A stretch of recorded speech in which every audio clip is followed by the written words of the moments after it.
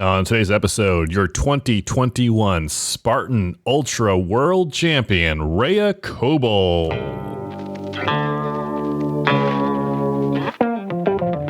Welcome to the OCR Report podcast, brought to you by the OCRReport.com. We are the only podcast to focus exclusively on the elite sport of obstacle course racing, from Spartan to Tough Mudder to the OCR World Championships, and wherever the elites are racing, we are there. My name is Will Hicks, and this is the OCR Report.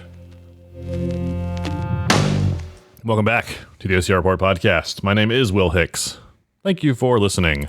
You are too kind. Today on our show, Rea Kolbl. Rea is the two-time champion of the Spartan Ultra World Championship, and as well as the two-time champion of World's Toughest Mudder. Back-to-back World's Toughest Mudder, 2017-18. Back-to-back Spartan Ultras, 19 and 21. We're just going to pretend 2020 didn't happen. Is that all right? You good with that?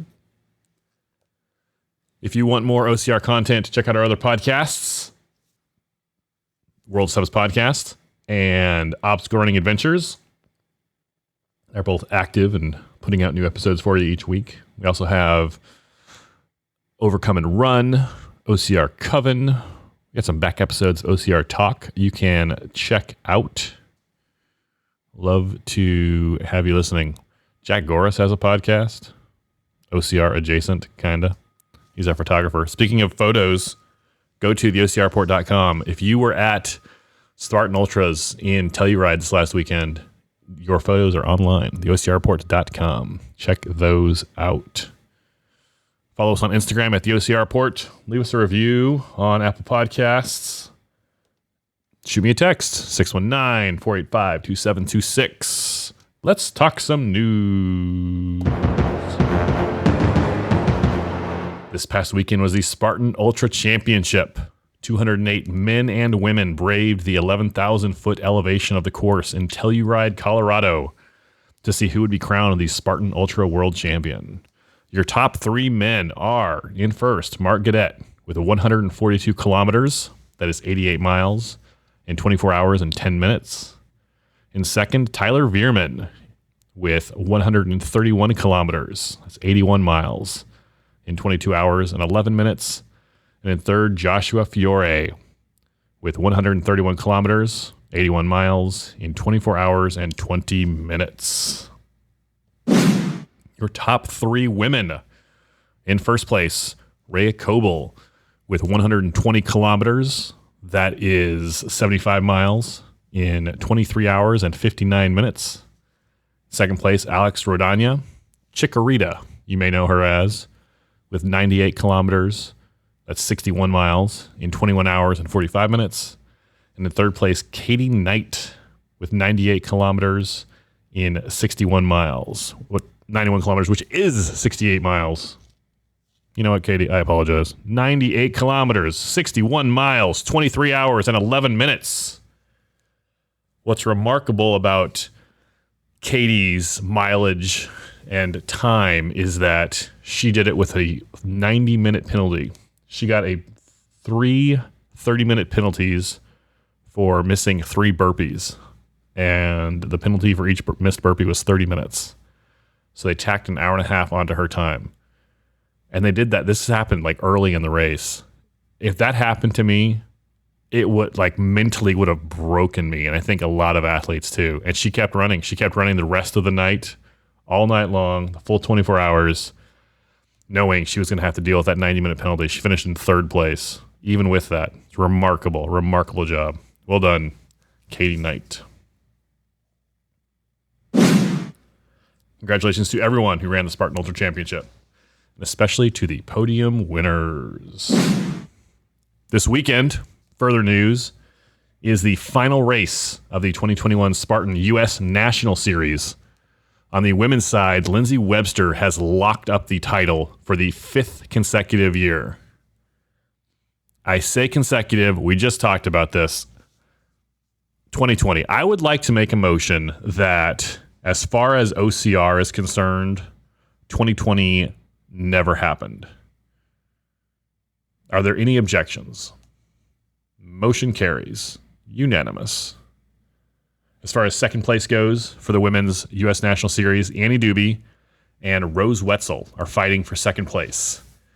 And Alex Walker has an outside shot at second if Wetzel and Doobie leave her some room. Those are your top three women to watch. Lindsay Webster, obviously, if she shows up, I'm not saying she's going to win, but she'll be the one to beat. Let's say that. That's fair. But those other three women are all fighting for a high spot on that podium. On the men's side, it is tight. Ryan Atkins and Veejay Jones have both won 2 races in the series. It's a 5-race series. Atkins won 2, Veejay won 2. Whoever wins Big Bear between Atkins and Jones will win the 2021 Spartan U.S. Championship.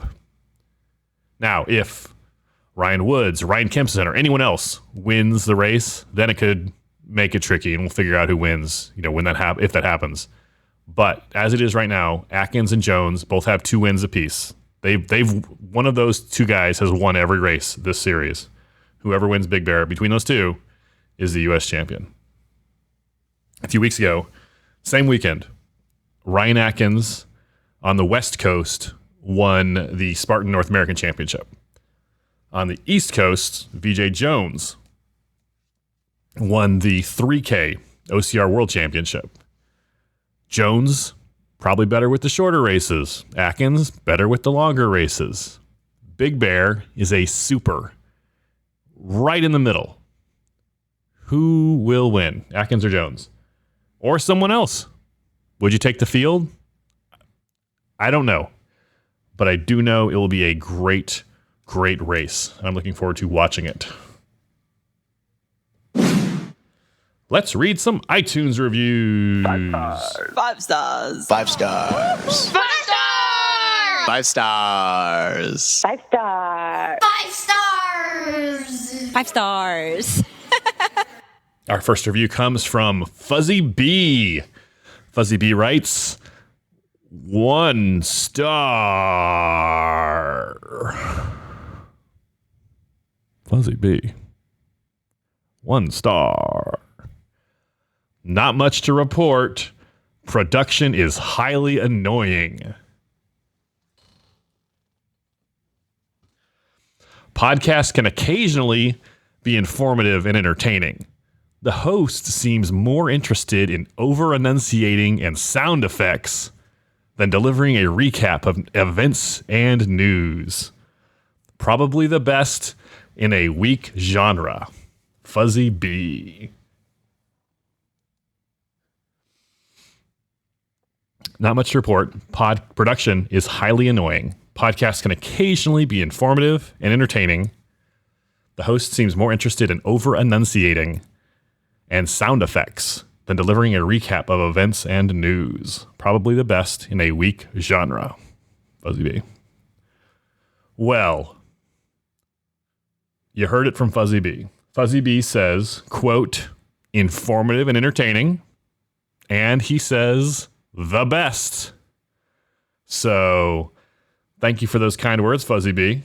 I am glad you find the show informative and entertaining. And the best. He says the host. Fuzzy B, I'm right here. My name is Will. The host. The host seems more interested in over-enunciating and sound effects than delivering a recap of news and events. Probably the best in a weak genre. Over-enunciating. Can we talk about that feedback? I'm not even sure what that means. Can you over-enunciate? As I say the word enunciate, I don't think you can say that without enunciating. You can clearly under-enunciate, right? By slurring your words and talking lazily. But over-enunciate. Thank you for leaving a review. 5 stars. 1 star.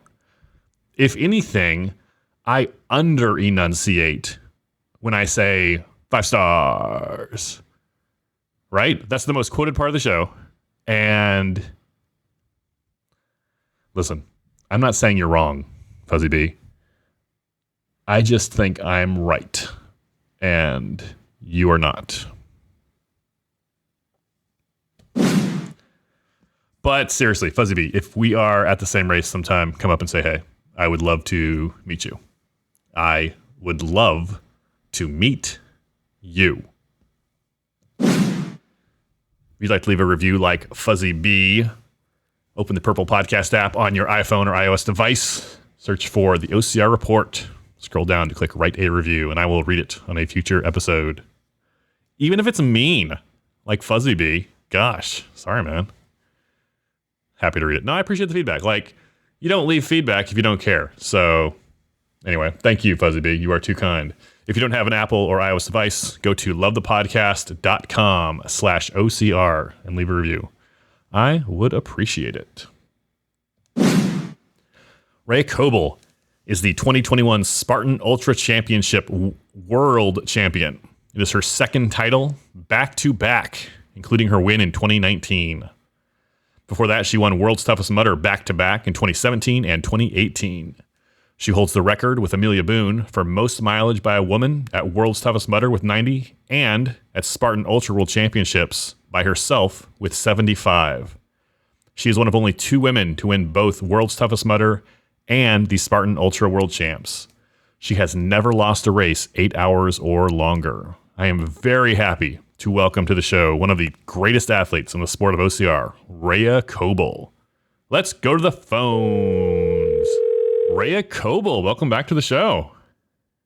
Hi, Will. Rea, you just won the Spartan Ultra World Championship, second year in a row. Well, not counting COVID, but we're talking a couple days after the race. How do you feel? I actually feel much better today. I was kind of wobbling around yesterday and refusing to get off of a chair.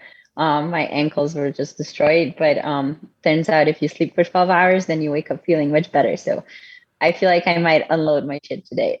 Maybe. This is tell me if I'm wrong, the 4th 24-hour race you've won, including World's Toughest Mudder. Does it get easier, or is it still just as hard the 4th time through? I don't think it gets easier. I feel like it almost gets harder because you know exactly the kind of pain to expect. So you kind of of everything that could go wrong, and still some few things keep going wrong. So yeah, I feel like all these races just require such a big mental effort. And the amount of mental effort you have is sort of limited. So it takes a while to refill. So I'm glad that these are once a year, because I don't know if I would be able to do them more frequent than that. And I feel like this course was just especially hard. So I think it was probably the hardest one I've done so far.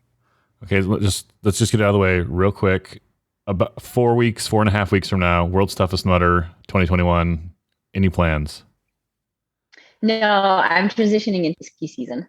I want to do ski all winter, and the snow is starting to fall, and the first race is starting in November. So I'm putting away my running shoes for a few months now. So you're done but I'll be cheering. Done with OCR for the year. Will you be out there? No, I'll cheer remotely from Colorado. You talked about the mental effort that these races require, and after doing it for a few times, several times, the mental effort.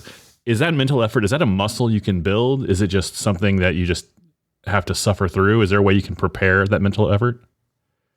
Yeah, I think every race that you do that's hard like that builds the mental muscle. And every time you go out on a run that is not ideal condition builds that mental muscle. And every time, you're doing a big loop and halfway through the loop, you realize that maybe it was too big of a loop, but you still have to run or walk yourself back. You're building that mental muscle. So yeah, I think you can flex it to get it stronger.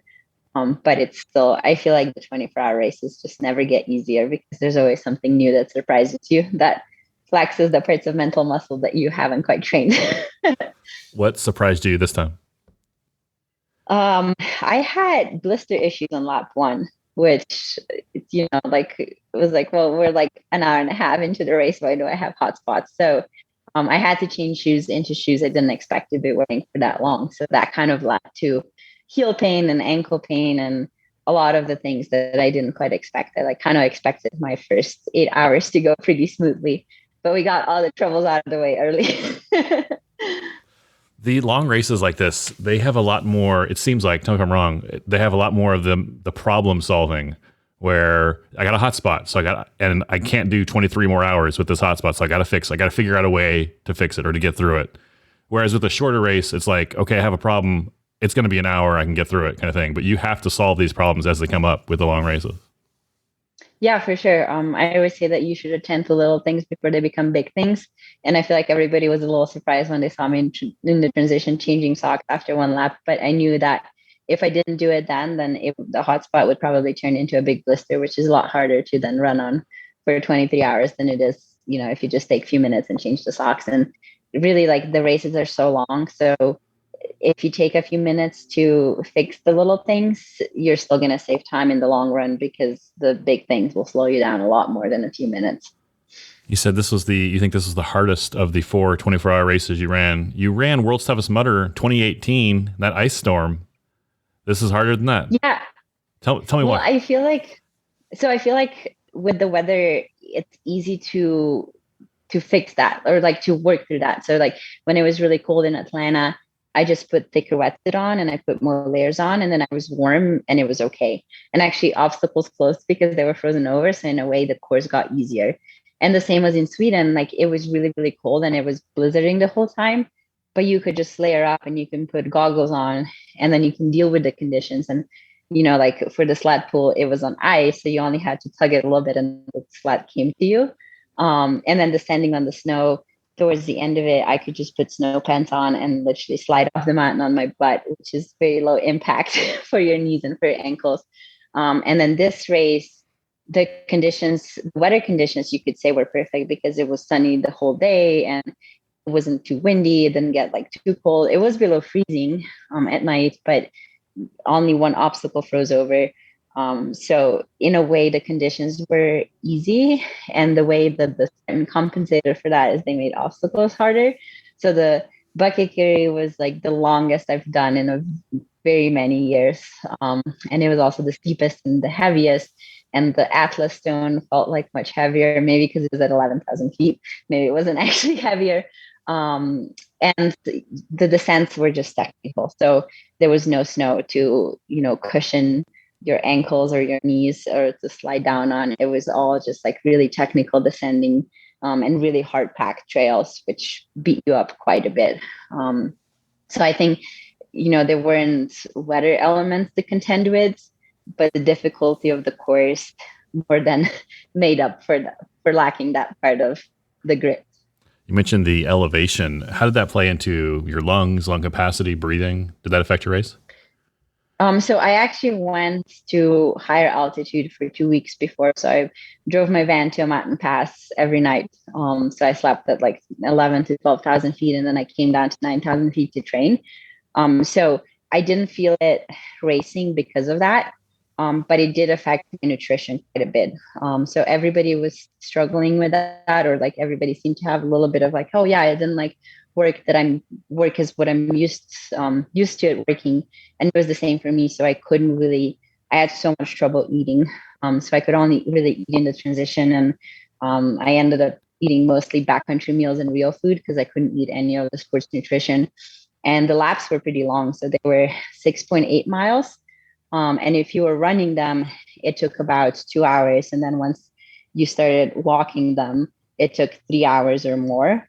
And it's really hard to go 3 hours without food. And like, I really tried to force myself to eat some gels on the course, but with the cold that it got at night, it was just really, really hard. So I think that was probably the biggest part that altitude played in the race. And it seemed to be the issue for a lot of people. You mentioned walking. Some people don't think about it, but even the elites, like you won the race, and there were times where you were walking laps. Like these are hard races.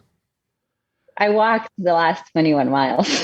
There was no running in the last 21 miles, but everybody actually walked most of the climbs. So the climbs were really, really steep, and they were steep to the point where running is actually about the same speed as power walking, but running takes a lot more effort.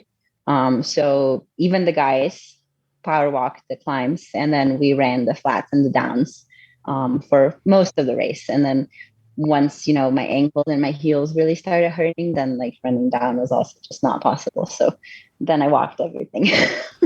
Hey, can we kind of get into some of the stuff you wore, the food you like? If people want to run this race next year, kind of give them tips. Maybe not elites, or maybe elites, but just for like the regular person.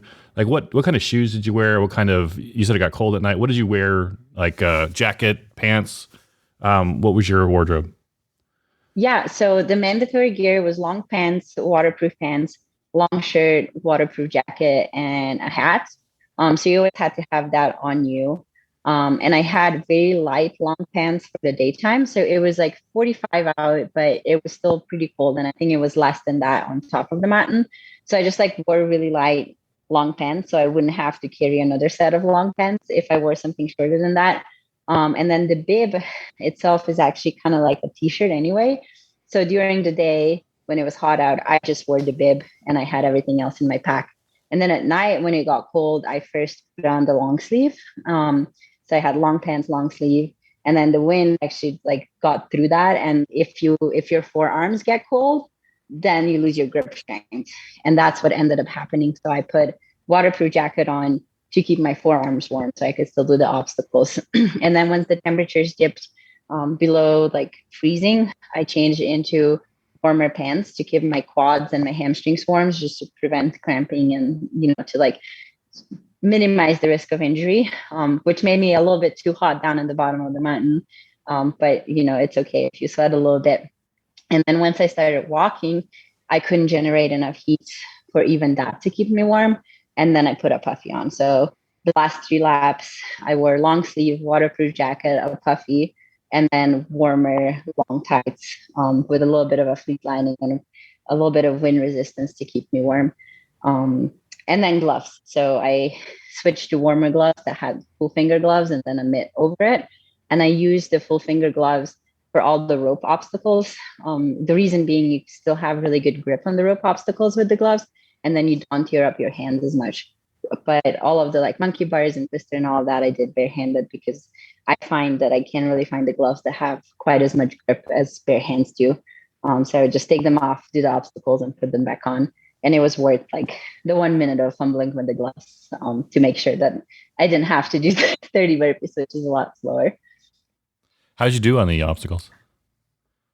I missed 7 out of 10 spears, but everything else I ran clean. So, actually Olympus had a penalty. And so when the Olympus wall froze over, it was almost impossible to do it, or you would expend so much energy. So I just took the penalty, which was a bucket carry, which was right before the bucket carry. So I carried a lot of buckets. But yeah, everything else was fine. And then towards the end of the night, actually the last 2 laps, I also skipped monkey bars. And it wasn't because I couldn't do the grip part of it.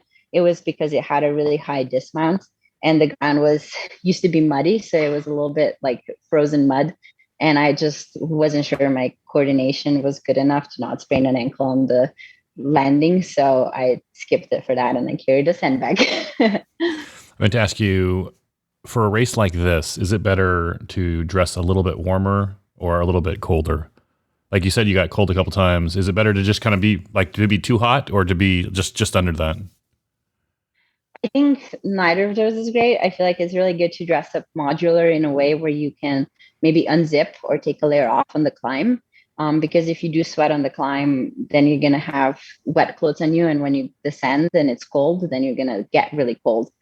So what I tried to do was I unzipped things. It was a little bit hard with the bib and the vest and everything and the order it had to be in. It was like kind of complicated. But I made sure I didn't sweat too much on the climb so that I wouldn't get cold in the descent. So I would say for races like that, really try to have very modular layers where you can take things off or unzip or just like make yourself a little bit cooler on the climb and then zip up or like add something over on the descent. What kind of shoes did you wear? I wore the Dynafit. So I started with the Dynafit Ultra, which are their most cushion shoe. And I was planning on running most of the race in those. And I've worn those for like ultras and like other like really long things. And I never had an issue. And for some reason, I got hot spots on the arches. So then I switched into their Alpine model, which is they're really comfortable, but they're a little bit less cushioned. They're meant for like 2-hour races, not 24-hour races.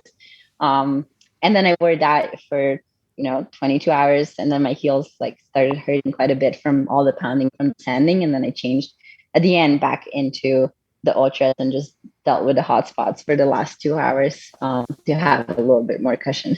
You mentioned real food. What kind of what do you like in the pit area? If you were outfitting your pit with nutrition and food, what are your choices? Yeah, I always have gels and bars, and I bring those on course because it's really hard to like bring anything else for the obstacles on course. And I find that no matter how stubborn my stomach is, I can always make myself eat gels because you just have to swallow it once and it goes down. And it's kind of like save calories for later in the race when it's really hard to eat.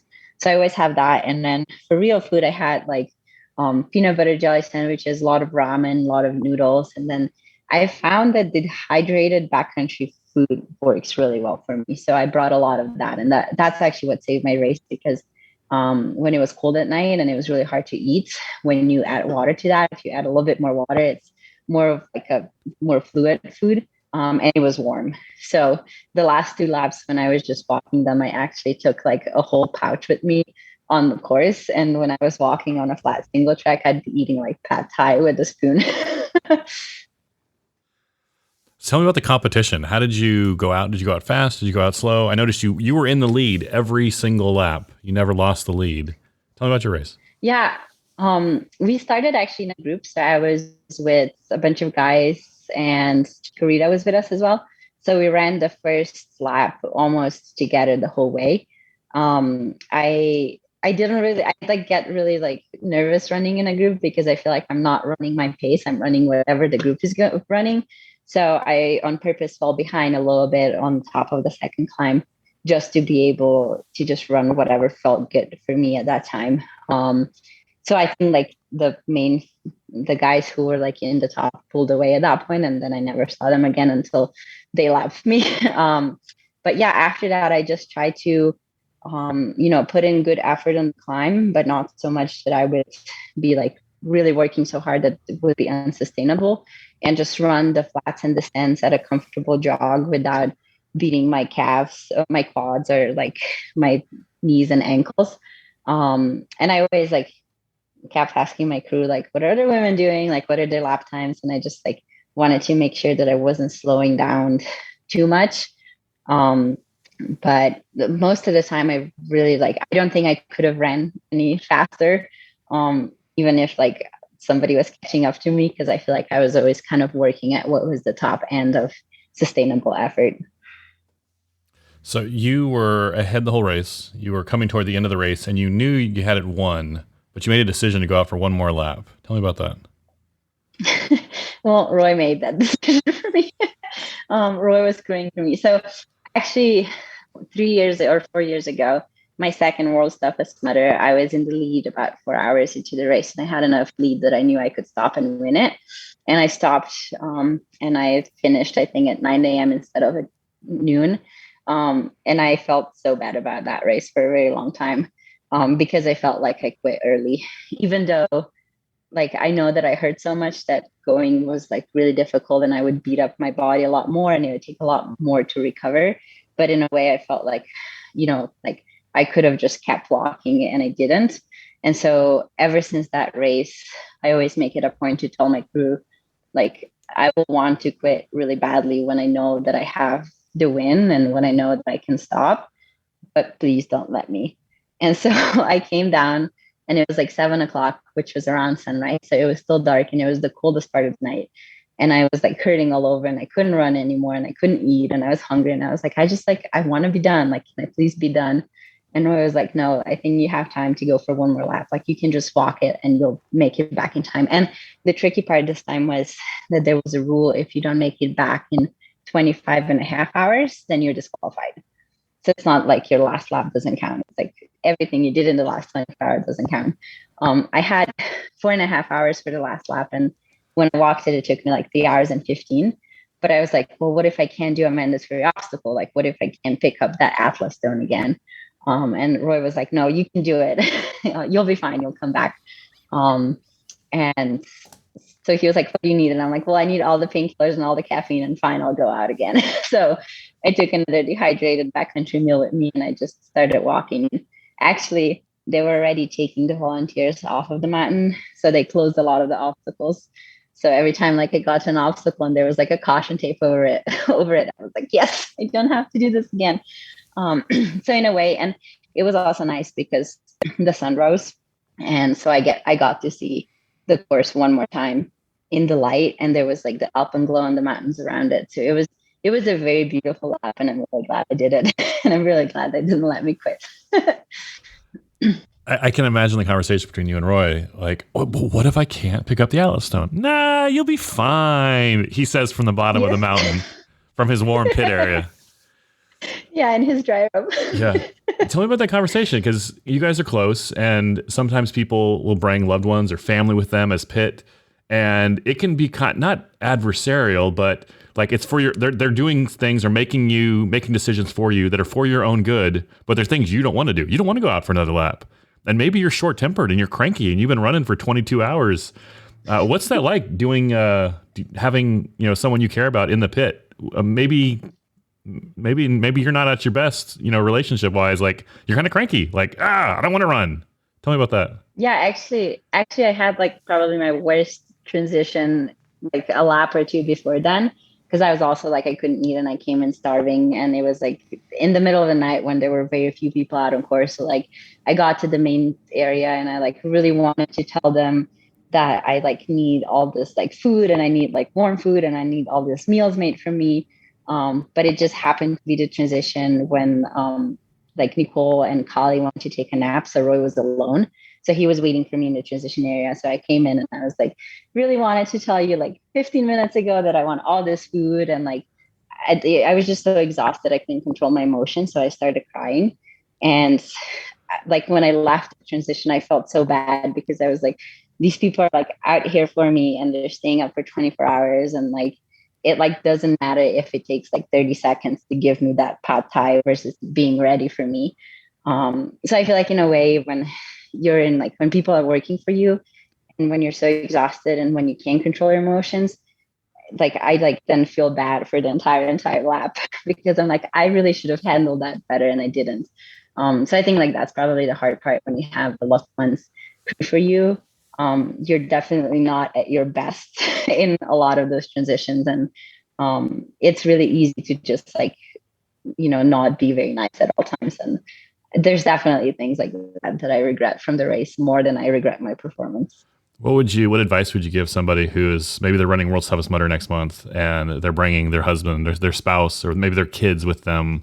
Is there anything you can do to prepare, like have a conversation beforehand, like I might be crabby, but I still love you kind of thing? Yeah, I think that's very important. I try to do that every time. I like tell them like, I don't think I'll be like, maybe I want to be super friendly all the time, but it's not like, I really, really appreciate what you're doing. And I'm like, I couldn't do that without you. And I'm really sorry in advance. Can we talk about? And then I think also like, I think the biggest value of the crew that is for me is also after the race. So when everything is over and you're really hurting, it's really hard to clean up your mess. And like, I think that's like what I'm most grateful for is at the end of the race that somebody else carries my bin and carries me and cleans up my stuff so I don't have to. So crew is the MVP of those events for sure. That's like the last obstacle, right? Tearing all that stuff down and trekking it to your car and getting out of there. It's just a pain. Every single year, it's just a pain. Yeah. Can we talk about that last lap? You were talking about, making it the full 24 hours. A lot of people, they're like, I'm going to do this 24-hour race. But, you've got the race won. You've literally won the race and you still had regrets over not going out for an extra lap. Like, what are some things you could tell people to encourage them? Like, even if you don't feel like it, maybe you've already got your 50-mile bib, but you should go out for 55. Like, what would you tell someone to get them out there for one more lap? Yeah, I feel like that. I tell that to myself in every race is like the pain you're going to feel if you quit is more than whatever pain you're feeling in the moment. But I feel like that also deserves a few asterisks. So I knew that this was my last running race of the season. So I was like, okay, well, if I beat up my ankles and knees a little bit more and I have to recover for like another week, it doesn't matter because I don't have anything coming up. Like I don't have a family and like 4 kids that I have to, run around with and take care of them. So if I just have to sit on the couch, it's fine. So I feel like for people who might have like more obligations of taking care of other people or who have more races coming, it is okay if you want to quit early. It's okay if you want to take care of your body and not destroy it completely. But if this is your last season and if you know that you can take time off, then see how much you can do, like see how hard you can push yourself. Of course, like if you're injured, that changes things again. But if you're not injured, you can just keep walking another lap. Can you say that thing you said at the beginning one more time? The pain of quitting is worse than, I don't want to misquote. Whatever pain you're feeling at the moment. What else do you think about the race? What are your plans for next year? Run this race again? Back to World's Toughest Mudder? What are you thinking? I don't know. Again, like what I said, these things take a big mental toll. So after every one of those races, I always say like, this is my last one. I'm never doing that any of those again. But I know that I usually change my mind. So I think I'm just going to wait and see what next year brings.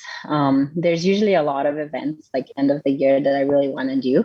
So I'm just going to wait and see like which one draws me the most. And then I'm going to pick that one. But as of right now, I'm really looking forward to this week off and then transitioning into some snow and fluffy sports that don't really beat you up on the downhill as much. Okay, just for 1 minute, tell me about that. You have kind of gotten into skimo over the last couple of years. The skimo season is coming up with the winter. What are your plans there? Yeah, so the races, if there's snow, are gonna probably start like early November.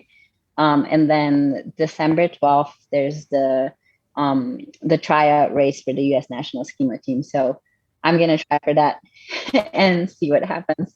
And yeah, then like my winter is usually just racing skimo races, which translates really well into running once in March or April when that season picks up again. And I tend to come in with great fitness and a lot less injured than if I ran throughout the whole winter. So that worked really well for me last year, and I'm going to repeat it again this year. So if you make the U.S. national skimo team, what does that mean? Like World Championships? Is that in the Winter Olympics? Like what's the top of that? It's going to be in the Winter Olympics 2026. So there's a few years for that, and I'm pretty sure the sport is going to get more and more competitive because of that. But for this year, it would just mean that I get to go in Europe and compete on the world circuit there, which just sounds very exciting. But only like 2 people make it for that. So I'm going to do my best and then just see what happens. Well, we will follow your skimo career with great interest. I didn't get a chance to ask you about Spartan Slovenia. How was that? Oh, it was so fun. It was really cool to be a part of the first event in Slovenia, but because of all the cancellations and moving around, it ended up being just sprints. So it was a pretty small event. There weren't a lot of people. I think there were 3 women in the lead category. But people who came really, really loved it. And it was a really hard course. It was a sprint, but it still had like 1,600 feet of gain. So we were just going straight up and down the ski slope. So what I'm really hoping is that it happens again next year and it ends up being a trifecta. Because it'll have like some really great terrain in it and some very unique features that other trifectas don't. So I'm hoping that the world is a little bit more normal next year and that people can come from the US and see my country, and I'll be there for sure. So I can like do a big tour of all the cool things around. But yeah, I did the slack line actually for the first time in a race, and it ended up being very difficult. It's really hard to come into an obstacle at your red line and then try and calm down and do this balance thing really calmly. So that was a challenge. It was pretty cool. Spartan Race Slovenia kind of had you as their ambassador for the world. Like you were doing, I don't know if it was commercials, but social stuff for them. Like, hey guys, come to Slovenia, do this race. And it was cool to see you kind of out there out in front. Yeah, it was really cool to be a part of that. And, I would have done that anyway because I really love the sport and I really love the country I grew up in. So I was just glad that I got the platform to do it. Ray, do you have any sponsors or anything you want to plug? I do. Ascent protein, which we just chatted about before we started recording this. They came out with a cookies and cream flavor, and I think we're all raving about that. They're great. And then I also have Dynafit, which, I love their gear, I love their shoes, and I started working with them because of ski things, but I didn't realize how great their like trail running line is as well.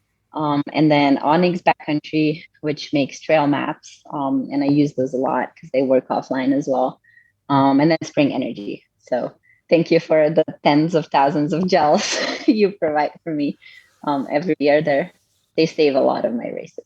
It seems like every time you do a big race, you post a picture of just like a Foot Locker full of Spring Energy that you take with you. Yeah.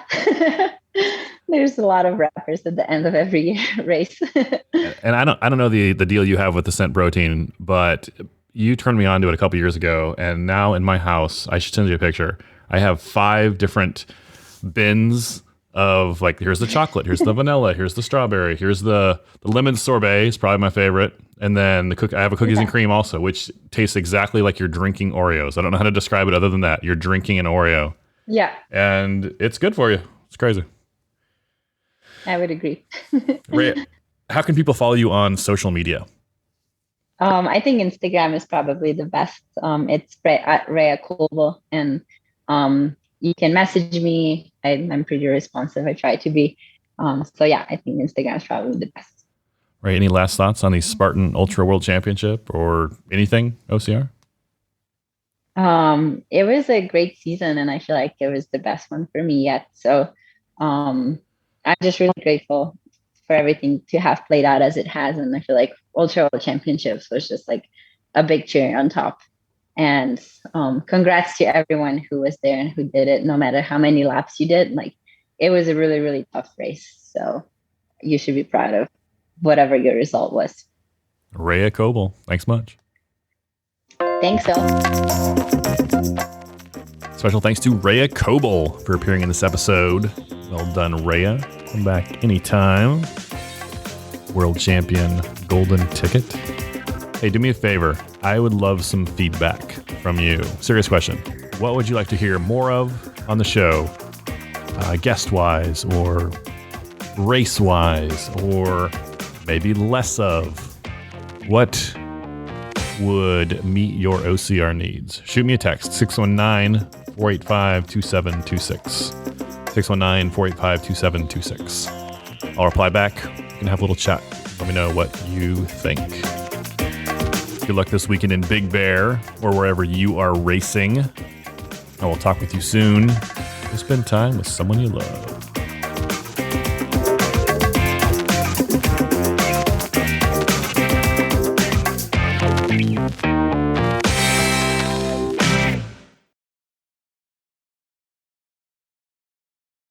You know you're in my... Oh, hang on. 5 stars. 5 stars. It's at the very 5 end. stars. 5 stars. 5 stars. 5 stars. 5 stars. 5 stars. That's you!